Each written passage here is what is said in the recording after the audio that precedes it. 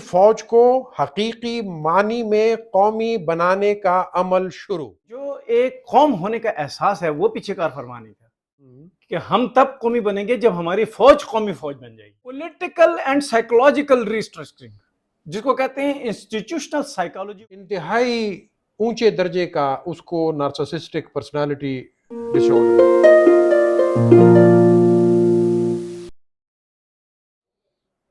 Talk 21 کے ساتھ انعام اللہ اور اکرام ہوتی صاحب حاضر ہیں۔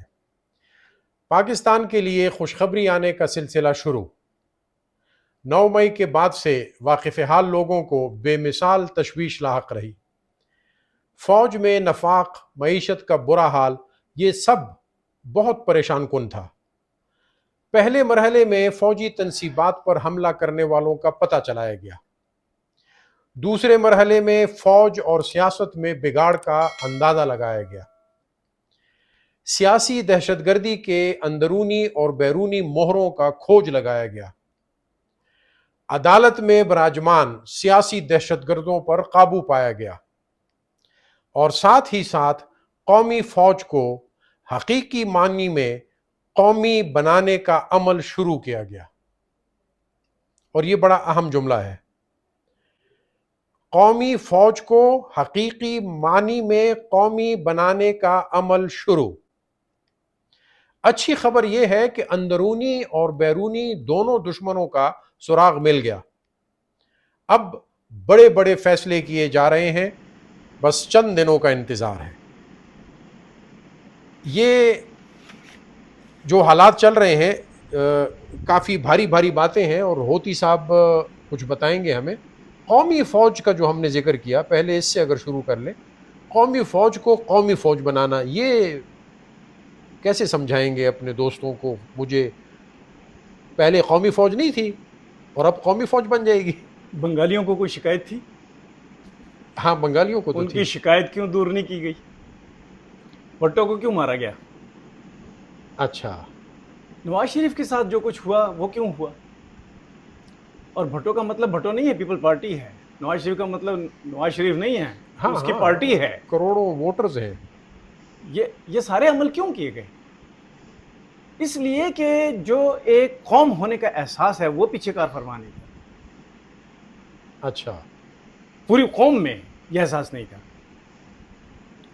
میں نے یہ سنا ہے اپنے کانوں سے، میں فیصل آباد میں تھا جس دن اعلان کیا یحییٰ خان نے کہ جناب ہم سیز فائر کا اعلان کر رہے ہیں، اور دوسرے دن پتہ چلا کہ وہ ہتھیار ڈالے گئے، اور میں رویا اس دن۔ ہاں ہاں، کروڑوں لوگ روئے۔ کروڑوں لوگ روئے۔ تو کیا قصور کیا تھا انہوں نے؟ مطلب یہ ہے کہ قومی احساس نہیں تھا۔ اور وہاں پہ کچھ دنوں بعد فیصل آباد میں نے سنا چنگا ہویا علیحدہ ہو گئے۔ ہاں ہاں، یہ بات پھر بڑی لوگوں میں پھیلائی گئی ہاں، کہ کیا مصیبت تھے، ہر وقت سیلاب ہوتا تھا، ان سے ہمیں کیا حاصل تھا، اچھا ہے علیحدہ ہو گئے۔ تو قومی بننا آسان کام نہیں ہے۔ ہاں، پاکستان میں ہماری ہسٹری ایسی ہے کہ ہم تب قومی بنیں گے جب ہماری فوج قومی فوج بن جائے گی۔ بدقسمتی یہ ہے کہ اس کو اجازت ہی نہیں ملی قومی فوج بننے کی، کیونکہ ہم پہ بہت بڑا بیرونی اثر رہا ہے۔ یہ ہم جو ہمارے میں بعض لوگ کہتے ہیں ہم اسٹریٹجک لوکیشن پہ ہیں اور ہماری بڑی اہمیت ہے، یہ باتیں جو کرنے والے لوگ ہیں ان کو یہ نہیں پتا کہ کیا اسٹریٹجک لوکیشن زیادہ اہم ہے یا قوم بننا زیادہ اہم ہے، اور فوج کا قومی فوج بننا اہم ہے۔ اور فوجی بیچارے تو جب سے بھرتی ہو کے آتے ہیں ایک ٹنل میں جا رہے ہوتے ہیں، انہوں نے تو دفاع کرنا ہوتا ہے۔ اب پہلی بار ہے کہ 9 مئی کا جو دلخراش سانحہ ہوا ہے اس کا فائدہ ہو رہا ہے۔ یہ جو 9 مئی پاکستان کے ساتھ ہوا ہے، یہ بلیسنگ ان ڈسگائز، یہ بلیسنگ ان ڈسگائز ہے۔ اس سے یہ ہوا ہے کہ یہ پتہ لگانے کی کوشش کی جا رہی ہے اب کہ ہمارا دشمن کون تھا۔ آپ نے کبھی 71 کے بعد سنا ہے کہ کسی بیرونی دشمن کا نام لیا گیا ہو سوائے انڈیا کے؟ ہاں ہاں، وہ ایک کمیشن بنا، اس کا بھی پتہ نہیں چلا۔ حمود الرحمان کمیشن کے بعد کیا کیا گیا، اور پھر یہ بھی کہا گیا کہ وہ اصلی کاپیاں ہی غائب ہیں۔ ہاں ہاں، رپورٹیں غائب ہو گئی۔ اب کیا جا رہا ہے کام۔ اب کا یہ کام کیوں کیا جا رہا ہے؟ کیونکہ ان کو 4 کام کرنے تھے۔ جس طرح آپ نے ابھی کہا نا کہ سیاسی دہشت گردی کے اندرونی اور بیرونی موروں کا کھوج لگانا تھا، وہ لگا لیے گئے. آپ نے کہا کہ عدالتوں میں براجمان سیاسی دہشت گردوں کو ان پر قابو پانا تھا، قابو پا لیا گیا. یہ جو لوگ تھے کافی نفوذ کر گئے تھے، انہوں نے پاکستان کو یہاں سے پکڑ لیا تھا. اچھا، پھر کہ اندرونی اور بیرونی دشمنوں کا اب سراغ مل گیا. اچھا، اگر کوئی سراغ لگاتا ہے اور اس نیت سے لگاتا ہے کہ میں نے اس کو ٹھیک کرنا ہے، تو پھر ایک بات یاد رکھیں، کوئی بھی ادارہ جو یہ کام کرتا ہے پھر وہ پیچھے نہیں ہٹ سکتا. ہاں، اسے خود پہ یقین بھی ہوتا ہے، کچھ امید بھی ہوتی ہے، تبھی کرے گا نا ایسا ابتدا. عمران خان کہتا تھا نا کہ یو ٹرن تو بہت اچھی چیز ہے. ہاں، یہ دنیا میں بڑے بڑے لوگوں نے یو ٹرن لیا. شکر ہے انہوں نے پیغمبر کے بارے میں یہ نہیں کہہ دیا. وہ کہہ جاتا، کچھ عرصہ اور ٹھہرتا تو کہہ دیتا. تو اس معاملے میں یو ٹرن نہیں ہوتا. اور سب سے اچھی بات یہ ہے کہ جو فیصلے اب کیے جا رہے ہیں یہ ڈیو تو شروع سے تھے، بلکہ یہ اگر یہ 1971 کے بعد بھی ہو جاتے تو اچھے تھے، بہت اچھا ہوتا. لیکن اب جو فیصلے کیے گئے ہیں اس کے پیچھے ایک ڈرائیور ہے. وہ ڈرائیور ہے 9 مئی کا سانحہ. اس سانحے نے فوج کو بہت بڑا دھچکا دیا ہے کہ یہ ہمارے اپنے بچے، یہ بہت بڑا سانحہ ہوا ہے. یہ ڈرائیور ہے اب کہ یہ دوبارہ نہیں ہونے دینا. اچھا، تو اب کیا ہو رہا ہے؟ آپ کو پچھلے 3 دن سے آپ دیکھ رہے ہیں فارمیشن کمانڈرز کی میٹنگ ہو رہی ہے، وہ چل رہی ہے. تو وہاں اور تو کوئی فیصلے نہیں ہو رہے، ایک ہی فیصلہ ہو رہا ہے کہ فوج کو قومی فوج کس طرح بنانا ہے. دیکھیں، ریسٹرکچرنگ کا لفظ غلط ہے. ریسٹرکچرنگ کا مطلب ہوتا ہے ٹیکنیکل ریسٹرکچرنگ. ہاں، پہلے سے قومی تھی، مزید امپروو کر رہے ہیں، تھوڑا بہت بہتر کر رہے ہیں. پولیٹیکل اینڈ سائیکولوجیکل ریسٹرکچرنگ، جس کو کہتے ہیں انسٹیٹیوشنل سائیکالوجی کو بدلنا. وہ بہت بڑا کام ہے. انسٹیٹیوشنل سائیکالوجی بہت بڑی چیز ہوتی ہے. یہ بزنس میں بھی استعمال ہوتی ہے، ہائی ٹیک میں بھی استعمال ہوتی ہے، ڈیفنس میں بھی استعمال ہوتی ہے، پالیٹکس میں بھی استعمال ہوتی ہے. بیوروکریسی بعض اوقات بڑے فیصلے جب دیتی ہے تو وہ انسٹیٹیوشنل سائیکالوجی اگر اس کی فٹ نہ ہو تو وہ بڑے فیصلے نہیں لے سکتی. اچھا، پاکستان میں یہ بحثیں نہیں کی جاتی. یہ غیر معمولی بات ہوتی ہے کہ آپ فوج کی انسٹیٹیوشنل سائیکالوجی کے بارے میں بات کر رہے ہیں. جی ہاں، کر رہے ہیں، کیونکہ اسی فوج پہ اٹیک ہوا تھا.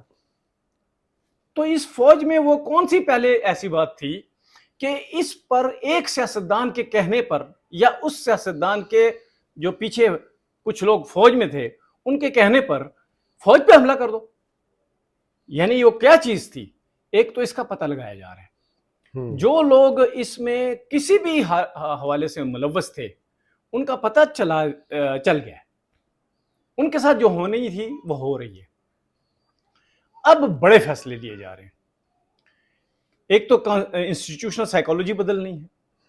انسٹیٹیوشنل سائیکالوجی ویسے نہیں بدل جاتی، انکلوسیو پالیسی کے تحت بدلتی ہے کہ عوام کو اپنے ساتھ ملا لو. سیاستدانوں کے ساتھ جو سلوک کیا گیا وہ چھوڑ دو. اور جس دن یہ کہا اس آرمی نے کہ اب ہم نیوٹرل ہیں تو اس کا یہ مطلب لیا گیا کہ آئندہ آپس میں لڑو، ہم تمہارے ساتھ نہیں. یہ مطلب نہیں تھا اس کا یہ بالکل مطلب نہیں تھا. اس کا مطلب یہ تھا کہ ہم پروفیشنلزم کی طرف جا رہے ہیں، ہم پروفیشنل نیشنل آرمی بنیں گے. اچھا، کوئی کہے کہ کیا پہلے نہیں تھی؟ جی نہیں تھی. اگر ہوتی تو 9 مئی ہوتا. ہاں، کسی نہ کسی سیاسی جماعت کے ساتھ جڑ جانا، پھر تو قومی فوج نہ ہوئے نا. جی، اب یہ بہت اچھا ہوا ہے. یہ دن بہت پہلے آنے چاہیے تھے. ویسے آپ یہ دیکھیں کہ یہ ان لوگوں میں حوصلہ کس طرح پیدا ہو گیا، یہ جو تھے، اور ان کو یہ خیال کیوں نہیں آیا کہ ہم چلو آپ ہزاروں میں بھی نکل آتے، اب تو سینکڑوں میں بھی نہیں تھے لیکن ہزاروں میں بھی نکل آتے تو آپ تو اپنا مقصد اچیو نہیں کر سکتے تھے. تو آپ اتنے اندھے کیوں ہو گئے؟ کیا خیال ہے یہ اتنے اندھے کس طرح ہو گئے؟ ان کو کس نے دلاسا دیا؟ دیکھیں، یہ جو اس کو میں انالائز کرتا ہوں نا، یہ عمران خان اور ان کے ہم نوا چند شرائطیں ہیں جو اس نے پوری پہلے سے اس میں موجود ہیں. انتہائی اونچے درجے کا اس کو نارسسسٹک پرسنالٹی ڈس آرڈر ہے, میلیگننٹ حد تک. ساتھ اس کو لت پڑی ہے لکیریں کھینچنے کی. ایسے بندے کو اگر کوئی کان میں اہم افراد یہ کہیں کہ یار تو کر جا, ہم پیچھے ہیں, بس دیکھ رات کو سچویشن بدلی ہوگی, کل تو پھر کرسی پہ بیٹھا ہوگا, وہ اس کو ایسے ڈائجسٹ کر لے گا اور ایسے اپنے ایمان کا حصہ بنا لے گا جیسے یہ واقعی کل ہو جانا ہے. تو وہ تو ایک نارمل بندے کو آپ یہ بات کریں, نارمل بندہ سوچے گا اس پہ نا کہ یار یہ تم کیا کہہ رہے ہو, کیسے کروں یہ اتنا بڑا بگاڑ. یہ بتائیں اس کی شروعات فوج میں اصلاح کی شروعات کے بغیر ہو سکتی ہے؟ سوال ہی پیدا نہیں ہوتا. اور اگر آج نہ ہوتا تو اصلاحات اگر یہ نہ ہو, کل کو یہ دوسری شکل میں پھر ہو جائے گا, بلکہ مسلسل ہوتا رہے. ہاں, یہ تو اگر آپ اصلاح نہ کریں پھر تو ناسور اندر موجود ہے ملک میں. اس کو سونگا ہی نہیں گیا کہ یہ کتنا بڑا انتشار ہے. اور یہ انتشار اس وقت بھی کسی حد تک تھا جب 2018 میں ان کو وزیر اعظم بنایا گیا, اور یہ نہیں دیکھا گیا کہ کس ٹائپ کے آدمی کو ہم وزیر اعظم بنا رہے ہیں. یہ بڑی تشویشناک بات ہے. ہاں جی, یعنی اس کا آنا اور یہ 9 مئی کا گند کرنا, اس کو علیحدہ کر لیں. ایسے شخص کو پہلے جانچا کیوں نہیں گیا, پہلے تولا کیوں نہیں گیا؟ کیا ہمارے ادارے اتنے کمزور تھے, ان کو پہلے سے کچھ پتہ نہیں چل رہا تھا کہ کس قسم کا آدمی ہم لا رہے ہیں؟ دیکھیں آپ کو وہ رات یاد ہوگی جب چیف آف سٹاف سے ملاقات کے لیے پروانہ آیا کہ آپ آئیں اور چیف آف سٹاف سے ملیں, جب یہ دھرنا دے رہے تھے. کتنا خوشی گیا تھا. وہ جو خوشی اس کے چہرے پہ تھی وہ سارے پاکستان کو یہ بتا رہی تھی کہ میں فوج کا بندہ ہوں. سر اس کے اپنے وکیل کا کہنا ہے کہ گاڑی میں یہ اتنا خوش تھا کہ مجھے امبیرسمنٹ محسوس ہو رہی تھی کہ میرا لیڈر وہ کسی جرنیل کے بلانے پہ اتنا خوش کیوں ہے. یہ اس کا اپنا وکیل کہہ رہا تھا. آپ اس مریض کو کہاں سے تلاش کر کے لائے؟ یہ بڑی حیران کن بات ہے کہ یہ مرض کا ان کو پتہ ہی نہیں چلا. اب جو کام ہو رہا ہے نا, اب انسٹیٹیوشنل سائیکالوجی چینج کرنے کا, وہ یہی ہو رہا ہے کہ بھائی ہم میں سے کوئی ایسے مریض نہ ہوں جو ایسے مریضوں کو ڈھونڈ کے پاکستان کی سب سے بڑی کرسی پہ بٹھاتے رہیں. یہ اپنا مرض بھی دور کرنا ہوگا, اور یہ لازماً پیچھے کوئی ایسا ہوگا جس کو یہ مریض چاہیے تھا. قومی فوج جو ہے وہ انسٹیٹیوشنل سائیکالوجی کو ٹھیک کیے بغیر نہیں بنتی. لیکن ہوتی صاحب انسٹیٹیوشنل سائیکالوجی طویل مدتی کام نہیں ہے, یہ تو اٹ ول ٹیک ٹائم. ہاں, اس کے 3 مرحلے ہیں. 3 نمبر 1, جیسے میں نے کہا ڈرائیور, کہ آپ کے پاس کوئی وجہ ہو انسٹیٹیوشنل سائیکالوجی چینج کرنے کی, اور بعض اوقات کوئی اچیومنٹ اس کی وجہ بن جاتی ہے, بعض اوقات کوئی بہت بڑی ڈیفیٹ اس کی وجہ بن جاتی ہے. تو آپ کو ڈیفیٹ ہوئی, اسی لیے میں کہہ رہا ہوں کہ یہ بلیسنگ ان ڈسگائز ہے. اچھا, دوسرا مرحلہ جو ہوتا ہے وہ ہوتا ہے کہ جس ملک میں آپ کا انسٹیٹیوشن ہے اس کے ارد گرد جو انسٹیٹیوشن ہے, مثلا پالیٹکس, اکانومی, جو ہے جوڈیشری, بزنس, میڈیا, سارے ہیں نا, جوڈیشری, ہاں, یہ سارے جو ہیں, اور بیوروکریسی, سول بیوروکریسی, اس کے درمیان آپ کس طرح فٹ ان ہیں؟ کیا آپ اس میں اوور لارڈ کر رہے ہیں ساروں کو, یا آپ ان کا ایک حصہ ہیں؟ اگر آپ ان کا حصہ ہیں تو آپ قومی فوج بن جائیں گے. ہاں, تو ابھی تک تو یہی تھا نا کہ انسٹیٹیوشنل سائیکالوجی میں یہ اونر تھے. بالکل. اور تیسرا ہے کلینزنگ, کہ آپ کے اندر جو لوگ institutional psychology of a national defence mechanism نہیں بن سکتے, ان کو فلش آؤٹ کریں, گند صاف کیا جائے. اور یہ عمل ہو رہا ہے. یہ پاکستانیوں کے لیے بہت بڑی خوشخبری ہے. اچھا, یہ عمل جو ہے آپ کا کیا خیال ہے, باہر کے لوگ دیکھ نہیں رہے؟ لازماً دیکھ رہے ہیں, اور ان کو انتہائی دکھ بھی ہو رہا ہوگا, اور وہ اپنے ہاتھ پیر مار بھی رہے ہیں اور ماریں گے مزید. تو میں تو فورسی کرتا ہوں کہ آنے والے دنوں میں یہ بڑی شدت اختیار کر جائے گی باہر سے جو ڈرامائی باتیں چل رہی ہیں. تو کیا اس خوف سے کہ اس کا ریئیکشن ہوگا یہ عمل چھوڑ دینا چاہیے؟ نہیں, تو یہ تو ایسی بات ہوئی کہ مجھے کینسر ہوا ہے اور ارد گرد والے لوگ کہہ رہے ہیں کہ علاج نہ کراؤ. ارے میں مر رہا ہوں, میں نے تو کرانا ہے نا. بالکل, باقی روتے رہے. بالکل. تو یہ لازمی ہے. اور خوشخبری کی ایک اور بات ہے کہ جو لوگ خود اپنی غلط فیصلوں کا شکار ہوئے وہی لوگ اس عمل کو شروع کر رہے ہیں.